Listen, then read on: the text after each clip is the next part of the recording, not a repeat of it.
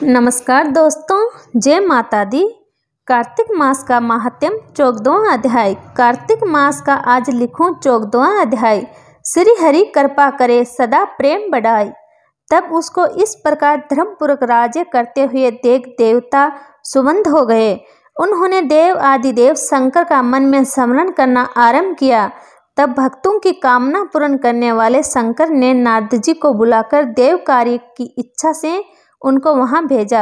शुंभ भगत नारद जी शिव की आज्ञा से देवपुरी में गए। इंद्र आदि सभी देवता व्याकुल हो शीघ्रता से उठ नारद जी को उत्कंठा भरी दृष्टि से देखने लगे। अपने सब दुखों को कहकर उन्हें नष्ट करने की प्रार्थना की। तब नारद जी ने कहा, मैं सब कुछ जानता हूँ, इसलिए अब मैं दैत्यराज जलंधर के पास जा रहा हूँ। ऐसा कहकर नारद जी देवताओं को आश्वसित कर जलंधर की सभा में आए। जलंधर ने नारद जी के चरणों की पूजा कर हंसते हुए कहा, हे ब्राह्मण, कहिए आप कहाँ से आ रहे हैं?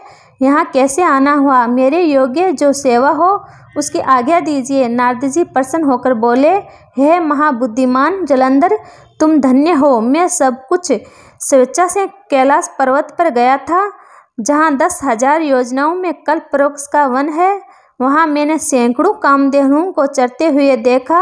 यह भी देखा कि वह चिंतामणि से प्रकाशित परम दिव्य अद्भुत और सब कुछ स्वर्णमय है। मैंने वह पार्वती के साथ स्थित शंकर जी को भी देखा, जो सर्वज्ञ सुंदर घोर वर्ण त्रिनेत्र और मस्तक पर चंद्रमा धारण किए हुए हैं। उन्हें देखकर मुझे बड़ा आश्चर्य हुआ कि इनके समान समृद्धिशाली त्रिलोकी में कोई है या नहीं। हे दैत्येंद्र, उसी समय मुझे तुम्हारी समृद्धि का स्मरण हो आया और उसे देखने की इच्छा से ही मैं तुम्हारे पास चला आया हूँ। यह सुन जलंधर को बड़ा हर्ष हुआ। उसने नारद जी को अपनी सब समृद्धि दिखला दी। उसे देख नारद जी ने जलंधर की बड़ी प्रशंसा की और कहा कि निश्चय ही तुम त्रिलोकपति होने के योग्य थे। ब्रह्मा जी का हंसयुक्त विमान तुम ले आए हो और धूलोक, पाताल और पृथ्वी पर जितने भी रत्न आदि है सब तुम्हारे ही तो है। ऐरावत, ऊंचे स्वर, घोड़ा, कल्प वृक्ष और कुबेर की निधि भी तुम्हारे पास है। माणियों और रत्नों के ढेर भी तुम्हारे पास लगे हुए हैं। इसमें बड़े प्रसन्न हूँ, परंतु तुम्हारे पास कोई स्त्री रत्न नहीं है। इसके बिना तुम्हारा ये सब फीका है। तुम किसी स्त्री रत्न को ग्रहण करो। नारद जी के ऐसे वचन सुनकर दैत्यराज काम से व्याकुल हो गए।